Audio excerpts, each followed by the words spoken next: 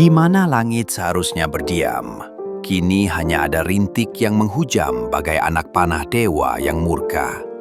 Air, yang semula menjadi sumber kehidupan bagi sawah sayur dan danau legendaris, telah berubah menjadi raksasa lumpur yang mengamuk.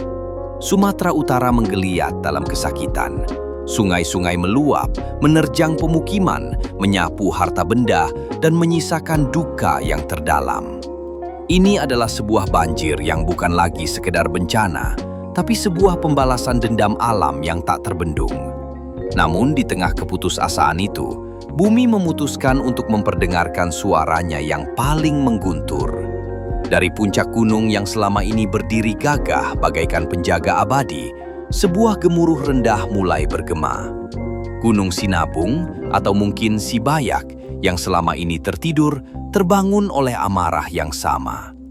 Langit yang kelabu tiba-tiba disayat oleh cahaya merah menyala. Api dan abu menyembur ke angkasa, menari-nari dalam tarian kematian yang mengerikan dan memesona.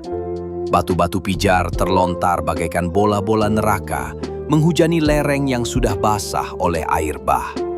Dua murka alam bersatu dalam sebuah simfoni kehancuran yang epik.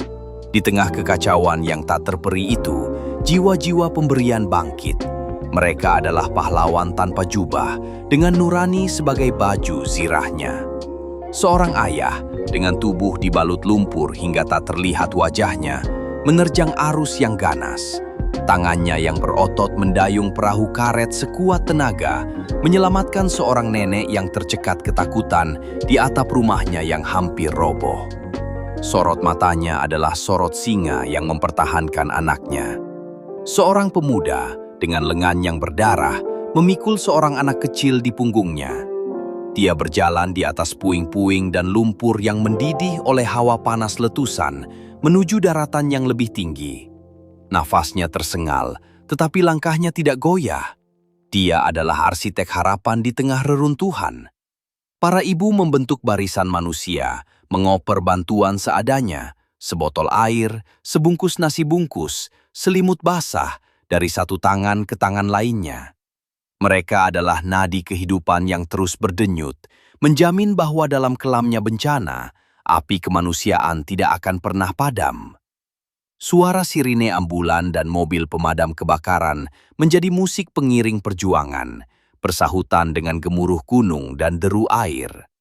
Drone beterbangan di langit seperti mata-mata dewa, memetakan keseluruhan drama kemanusiaan ini, memandu para pahlawan menuju titik-titik yang paling membutuhkan.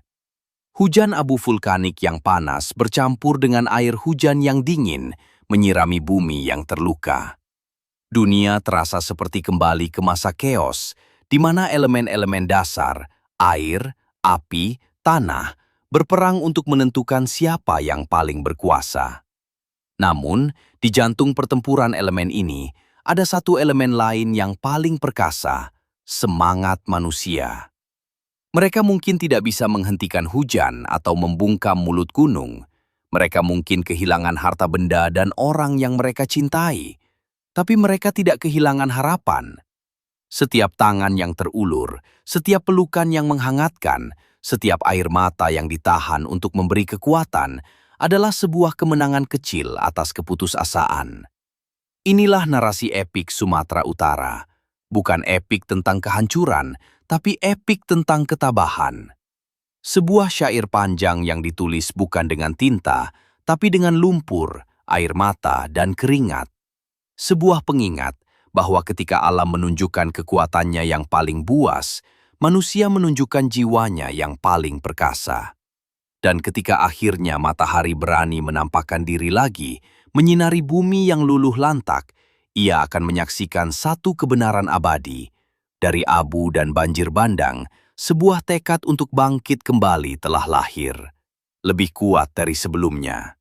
Layaknya Phoenix dari mitologi, Bangsa Batak dan seluruh rakyat Sumatera Utara akan berdiri lagi dengan kepala tegak menyanyikan lagu baru tentang kehidupan di atas puing-puing kehancuran. Hidup terus berjuang, mari bangkit kembali.